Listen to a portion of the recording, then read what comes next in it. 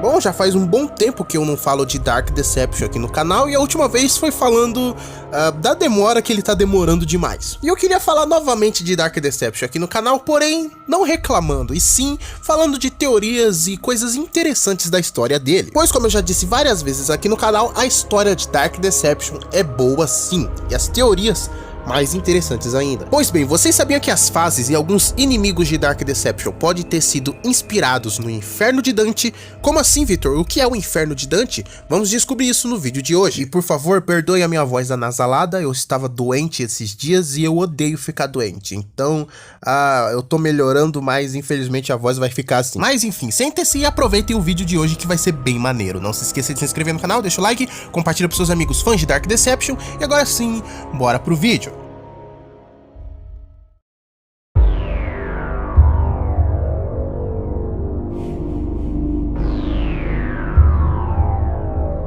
E aí pessoal, beleza? Aqui quem fala é seu amigo Vitor Takassi e sejam bem-vindos a mais um vídeo no canal. Em meados do século XIV, um escritor chamado de Dante Alighieri lançou um livro chamado de A Divina Comédia, o Inferno de Dante Alighieri, com vários poemas de viés teológico para poder ensinar fundamentos da fé cristã, e sendo dividido em 3 partes, o Inferno, o Purgatório e o Paraíso. E nesse conto a gente segue a jornada do próprio Dante logo após a sua morte, seguindo esses 3 caminhos para chegar até o reino dos céus. E com a primeira parte sendo focada no inferno, que, curiosamente, Dark Deception foca nessa parte. E então com a segunda parte focando 100% no purgatório, e então a terceira e última parte finalmente chegando no reino dos céus. Tá, Victor, mas aonde Dark Deception se encaixa nisso? Bom, aparentemente a lore de Dark Deception é bem parecida com o conto de Dante Alighieri do inferno, com um homem cujo objetivo é tentar ser perdoado pelos seus pecados, sendo guiado por uma figura filosófica, passando por um inferno completamente ardiloso para poder atingir o paraíso, ou no caso de Dark Deception, coletar os fragmentos de cristais para poder completar o anel do enigma do céu, que pode te conceder o desejo que você quiser. E a tarefa sendo tentar completar seu objetivo enquanto figuras demoníacas tentam te perseguir. Figuras essas inspiradas talvez em pecados, principalmente nos pecados capitais. Como assim, Victor? Já vou chegar lá. Bom, não é 100% parecido, seria mais ou menos uma analogia do que 100% inspiração, mas faz sentido bastante essa teoria. E no Inferno de Dante Alighieri, os pecados são divididos em 9 camadas, com cada pecado específico e que vai se agravando a cada vez que ele se afunda até, bom, o inferno completamente. E em Dark Deception a gente tem oficialmente 10 portais, que são as fases do jogo. 10, né? Bom, passou do limite que tem nas camadas do inferno, mas vamos teorizar mais pra frente. E no Inferno de Dante os pecados são divididos entre limbo, luxúria, gula, ganância, ira, heresia, violência, fraude e traição. E no fundo do poço estaria o próprio Lúcifer, o próprio demônio, afundado no seu pecado da traição completamente. Já em Dark Deception a gente tem 10 fases, o que é bem complicado porque é bem diferente das 9 camadas que tem no Inferno de Dante, não 10. Mas enfim, vamos parar de enrolação e vamos agora pro jogo de Dark Deception analisar cada fase e o que cada pecado ela representaria nessa teoria. Vamos lá, apertem os cintos e vamos nessa.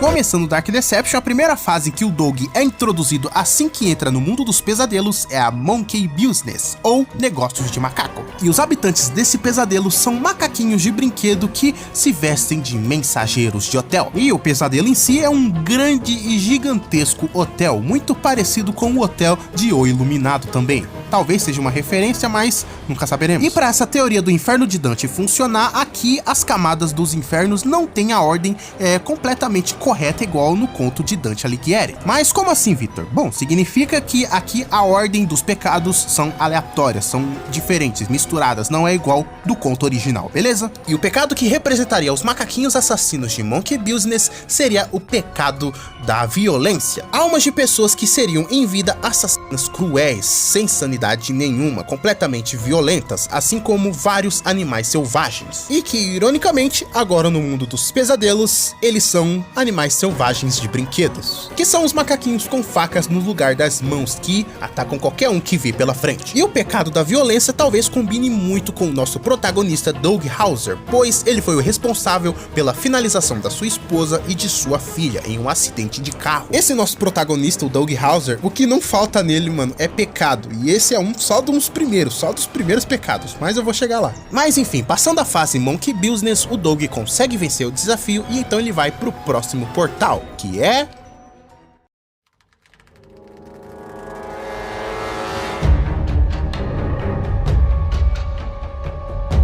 Indo então pro segundo portal, Doug vai se deparar na fase Elementary Evil, ou o Mal Elementar. Fase essa que parece muito uma escola de ensino fundamental, completamente capenga, xoxa, abandonada, completamente sem manutenção nenhuma, escola feia pra caramba. E aqui habita a única personagem que nos persegue nessa fase, chamada de Agatha, uma criancinha de 12 anos completamente desfigurada e demoníaca. E para entender o pecado que Agatha representa, eu primeiro preciso explicar para vocês a origem dessa criança. Pois bem, prestem muita atenção.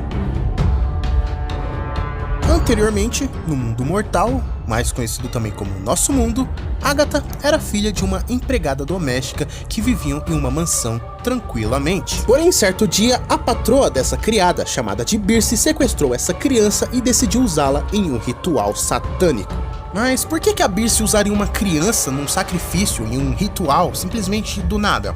Bom, simplesmente para poder invocar um demônio chamado de Malak, exatamente o mesmo Malak que persegue a gente durante o jogo, que invocando Malak ele concederia um desejo a você, um pedido, e então depois de vários anos ele voltaria para pegar sua alma. Mas para poder invocar o Malak você precisa sacrificar uma alma humana, e a Birce escolheu essa criança chamada de Agatha. Então depois de entrar no mundo dos pesadelos, Malak acabou adotando Agatha para ser a sua serva leal e a colocando para proteger um dos pedaços do anel do céu que eu citei anteriormente no seu portal. Então, depois desse grande sacrifício, Agatha acabou adotando um ódio mortal por Birce, um rancor inimaginável, o tanto de ódio que essa criança tem por essa mulher. Sendo assim, então, o pecado que Agatha representaria, o pecado da ira, do ódio, do nervosismo, que representariam almas de pessoas violentas, rancorosas e completamente nervosas, que expressam ira no seu subconsciente. Bem, esse conto é bem diferente da camada da ira no inferno de Dante, mas, bom, vocês têm que entender como se fosse uma analogia, uma referência, uma inspiração, e não 100% igual. E, ironicamente, o pecado da ira também pode ser representado pelo nosso protagonista, o Doug Hauser, pois ele acabou nutrindo um ódio profundo pela sua filha e sua esposa, pois as considerava um fardo em sua vida. Mas enfim, depois de vencer o mal elementar finalmente, nós vamos para a terceira fase, que é...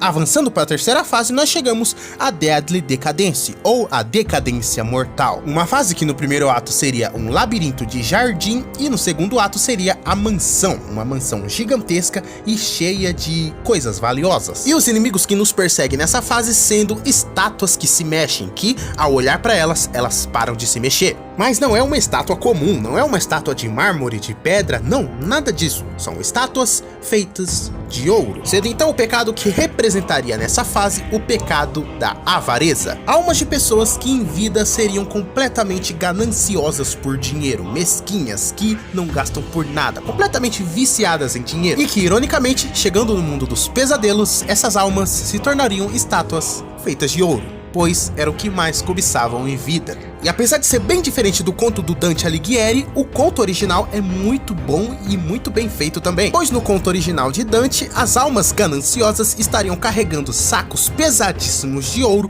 por toda a eternidade, completamente cheias de dinheiro, ouro, coisas valiosas, bom, sendo carregadas à força. Bom, pra teoria de Dark Deception, essa pra mim é a que mais faz sentido e a que eu mais gosto. Uma das que mais faz sentido, na verdade. Mas, enfim, eu não sei se esse pecado poderia se encaixar no nosso protagonista, pois o Doug, ele certamente queria usar um dinheiro da sua esposa, né, depois de finalizá-la, pra recomeçar sua vida com a sua amante, que era a secretária do seu escritório. Mas eu não sei se isso se aplica na ganância, eu vou deixar isso para vocês responderem, beleza? Passando então a terceira fase, nós vamos para a mais simbólica dessa lista.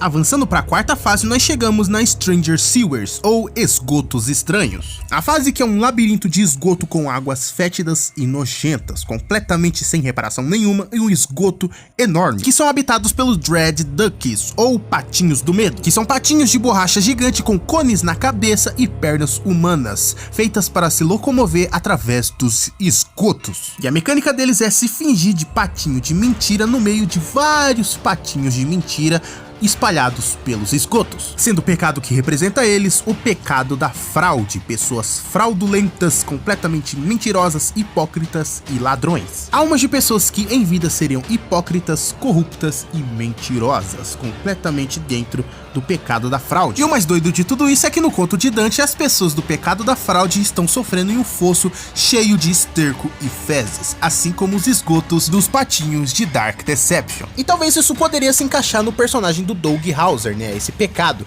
já que em vida ele era muito hipócrita por ter sofrido muito abuso da mãe dele e depois, né, ser um hipócrita do caramba de tratar até pior sua esposa e sua filha que tinham problemas mentais. Partindo para a quinta fase, nós temos o que não faz muito sentido na teoria, mas, bom, dá para considerar. Enfim, vamos lá.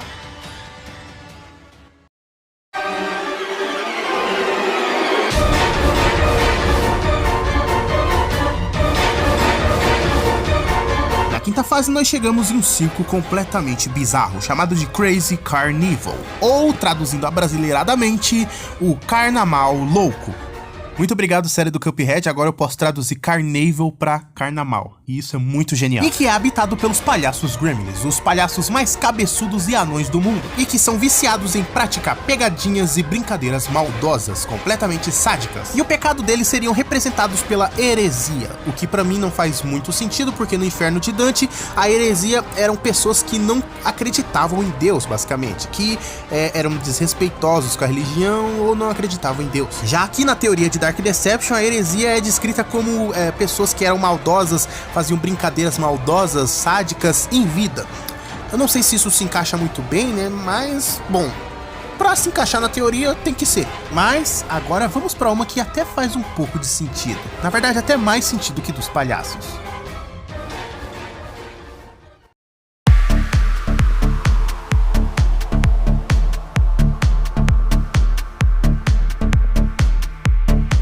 Chegando então à sexta fase, chegamos a Torment Therapy, ou terapia de tortura. Um hospital que é misturado com uma casa noturna, que, bom, tem danças completamente sensuais.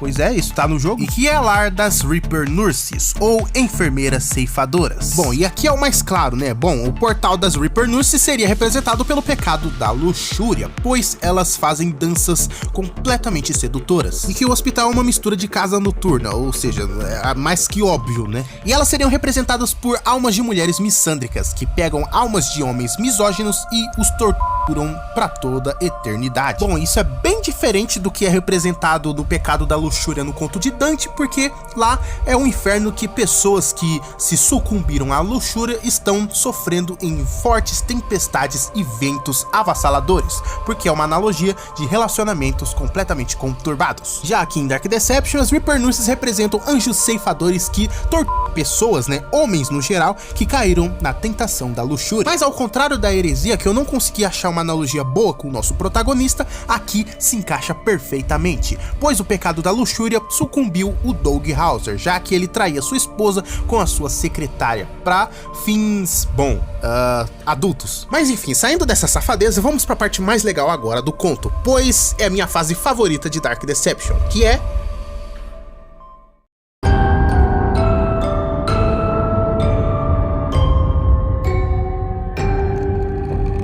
Saindo daquela loucura que foi aquele hospital, nós chegamos a Mascot Mayhem, ou o Caos dos Mascotes, uma espécie de parque de diversões abandonada que tem caminhos completamente ardilosos, que na sua segunda fase é uma espécie de escritório bizarro e a sua terceira fase uma fábrica de produção. E aqui é habitado pela Joy Joy Gang, ou a Gangue da Alegria, composta por Henry, o porco, Penny, a galinha e Lucky, o coelho, e também os seus clones, que apesar de serem fantasias animatrônicas, eles têm personalidades próprias, como o Henry, o porco, por exemplo, que ele tem um vício incontrolável em comer, e sua comida favorita sendo costelas. Ou a Penny, a galinha, que tem um vício incontrolável por beleza, autocuidado e por mortais, já que ela é muito apaixonada por humanos, principalmente pelo Dog Hauser. E também Lucky, o coelho, que tem um vício incontrolável em ser o melhor, o vencedor e o mais sortudo de todos. Bom, e caso já tenha ficado óbvio para muita gente aqui, eles representariam o pecado da gula,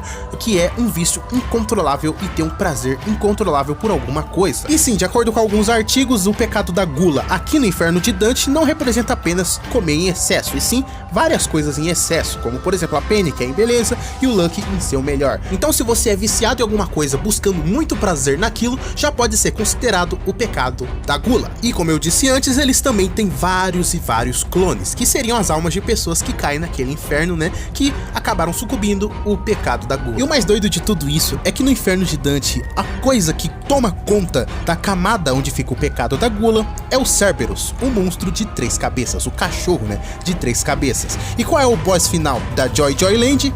Exatamente, Joy Kill, um monstro de 3 cabeças. Simbolismos, meus amigos, simbolismo. Então, finalmente passando da Joy Joy Land, nós vamos para a última fase do capítulo 4, que é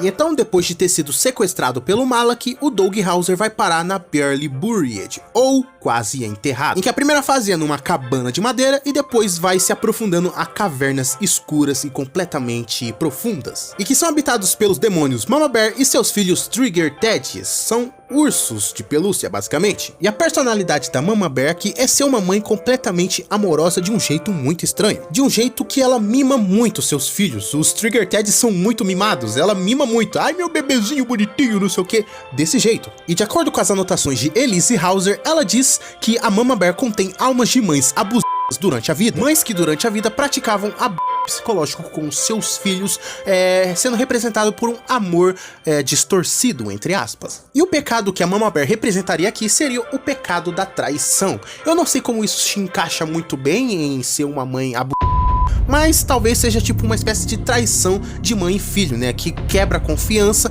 com um amor abusivo. E no Inferno de Dante, o pecado da traição seria as almas que praticavam o pecado, bom, da traição, seja trair os amigos, trair a família, trair sua esposa, sua namorada, ou então trair a sua fé, a sua religião com Deus, sendo considerado no conto de Dante o pior pecado já praticado pelo ser humano. E isso também se encaixa com o nosso protagonista Dog Hauser, pois o pior pecado que ele pôde praticar durante a sua vida foi trair sua esposa com a sua secretária. Traiu confiança, traiu tudo.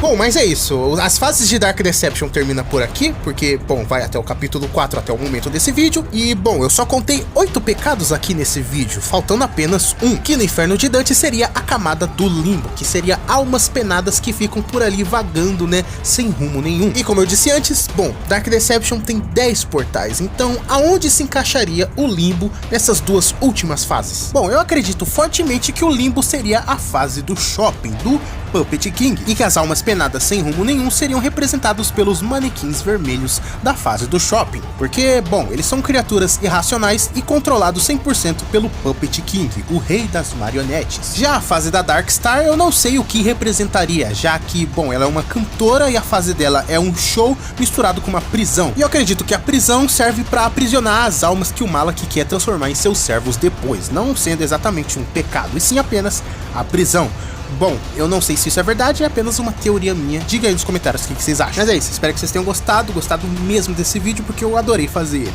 Espero que vocês tenham gostado, até a próxima, um beijo e tchau, tchau.